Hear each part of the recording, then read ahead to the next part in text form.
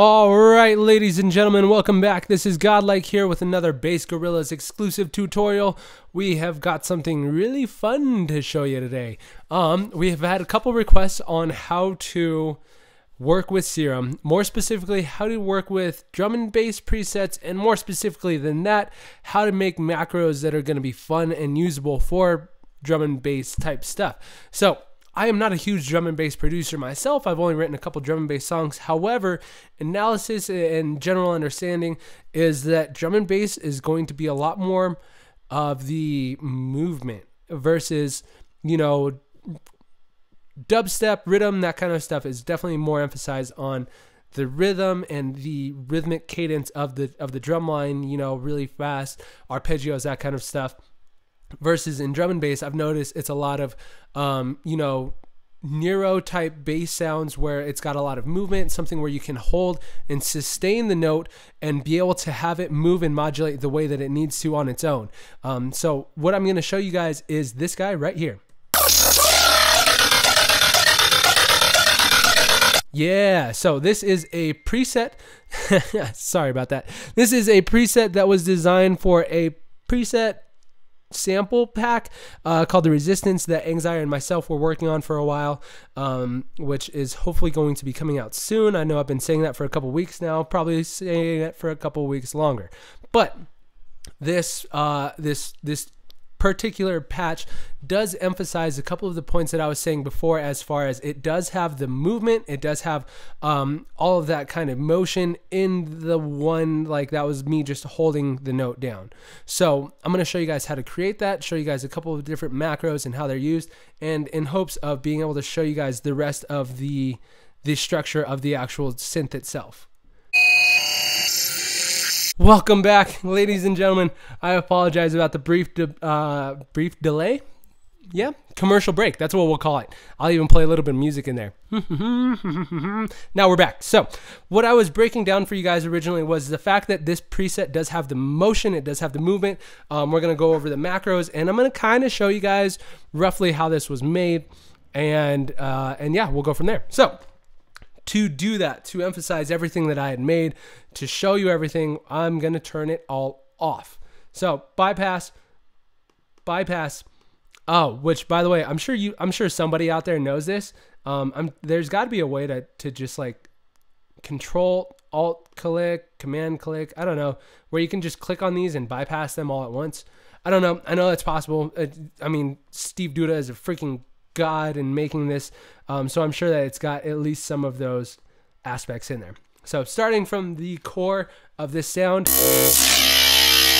Dead Tempest. So this wavetable was something that was made specifically for the Resistance pack. Actually, both of them were. However, because I love you guys, I'm going to make sure that these are both available for you guys in the comment section below. So Dead Tempest waveform, get to the star. Perfect. Okay, so I'm just gonna build this from the ground up.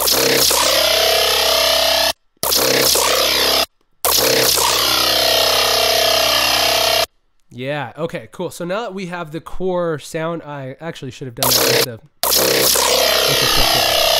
and then the comb. Yeah. It just adds a little bit more of the phasey motion that just comes naturally with that comb filter.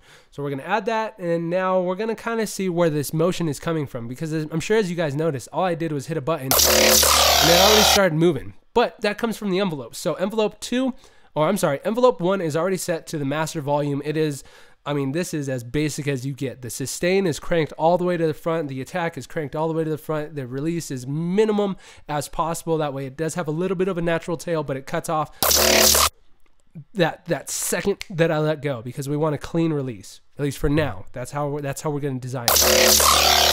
Cool. So envelope 1 going to the master volume. Envelope 2 is going to the wavetable positions, which creates that first little bit of motion that we're hearing. Cool. And then envelope 3 is going to the quantize and the high pass, or the hyper wet. I'm sorry. It's over here. It's this guy. Where is it? Where's my hyper? This guy. So it's going to this mix.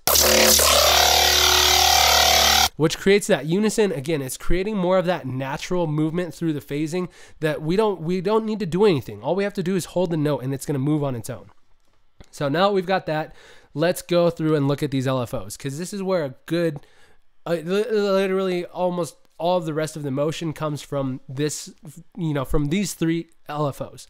LFO 1 is going to be rooted to the levels, and I believe to the cutoff. Yeah, cool, to the cutoff. So when we activate these, you can see them all light up. Boom, boom, boom, boom.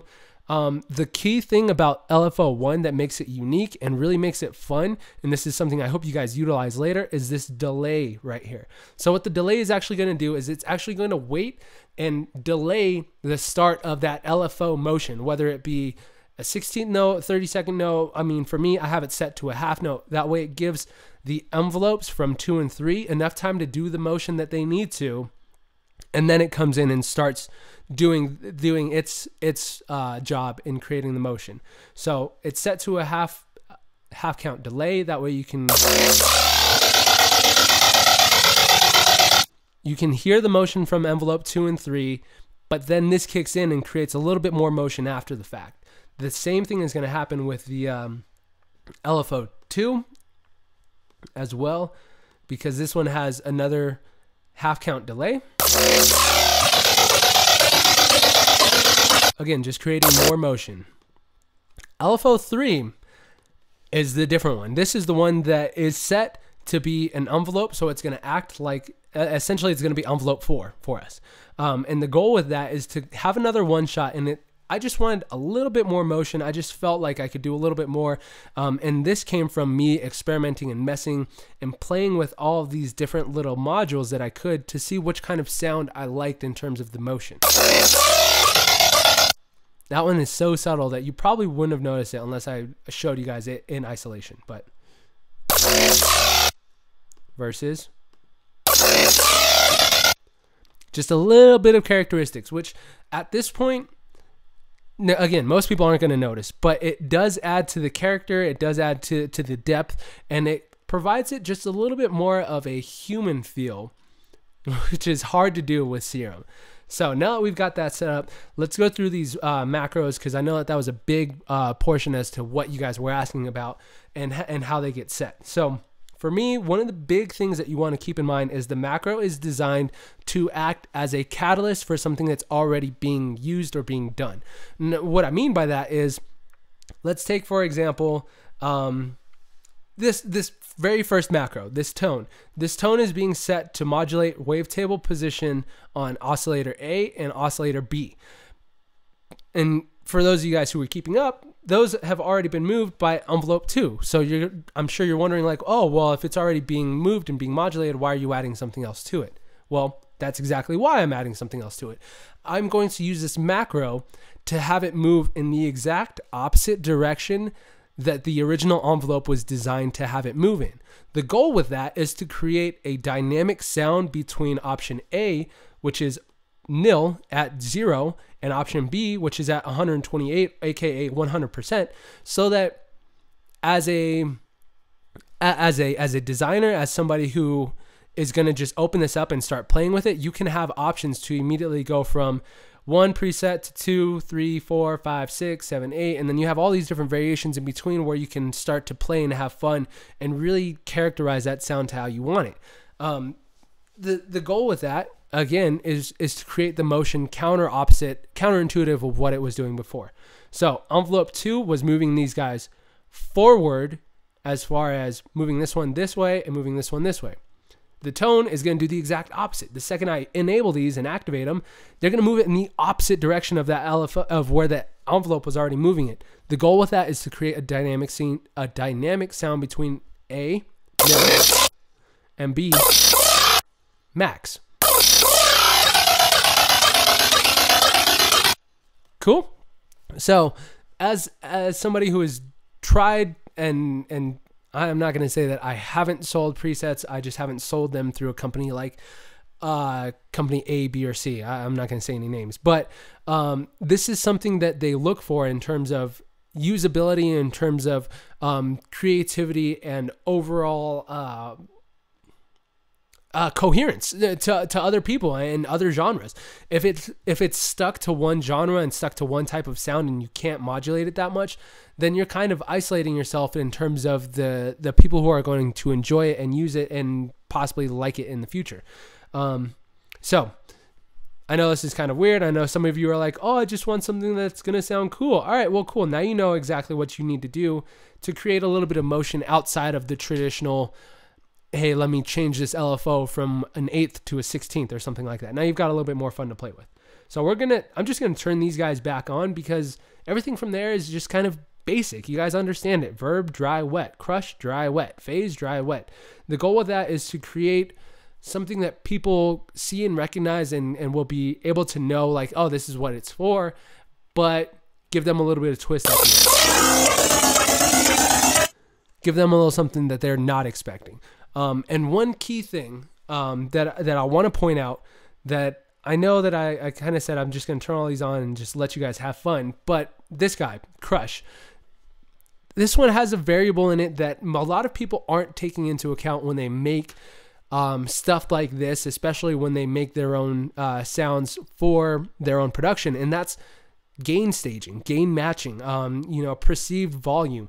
And the one thing that you guys have to remember is when you're making these kind of changes, it's going to change the way that the processing goes in and it comes out. So it could change it in terms of make it quieter, it could make it louder, it could make it actually quieter but seem louder.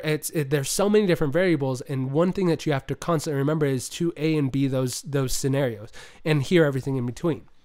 So what I am talking about right now, the biggest thing, and I know I'm kind of beating around the bush, is the gain staging, and that's being able to control your threshold and your gain inside of these different variables and being able to move them. So when I turn up this Crush, it turns down the threshold, but it turns up the gain.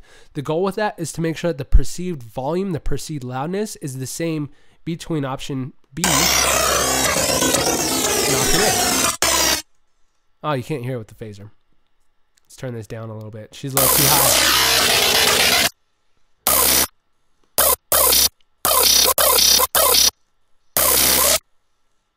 See, we want to be able to keep that same perceived loudness where, you don't have to turn it down because you turned up another knob, but you want to make sure that it is coherent between the two different sounds, that it's relative to the same perceived loudness. This is where things are going to get difficult for you guys, but this is where you can have a lot of fun. The amount of work and the amount of different variations that you can make in here is literally endless. Well, not endless. You're limited to what you can fit in this guy, but I mean, there are so many different options. There are so many different things that you can do within that I sincerely hope that you guys start to explore, play around, maybe have some fun with some of the stuff that I was showing you here, and see what you guys can make on your own. So anyways, my name is Godlike. This is Bass Gorillas. I am going to do my best to make sure that all of this is included in the description below. Feel free to like, comment, subscribe, do all that good stuff. If you guys have any suggestions, feel free to reach out to me. I am GDLK Dub on Facebook, Instagram, all that good stuff. Reach out to me. Let me know if you like it. If you hate it, I don't care. Let me know what you're thinking. I am happy to take requests. In fact, this one was a request from a user in the Bass Gorillas backstage pass room Facebook group. Yeah, those guys. So feel free to, like, subscribe, comment. I already said that. Love you guys. Peace. Godlike here with Bass Gorillas. Have fun. We'll see you next time.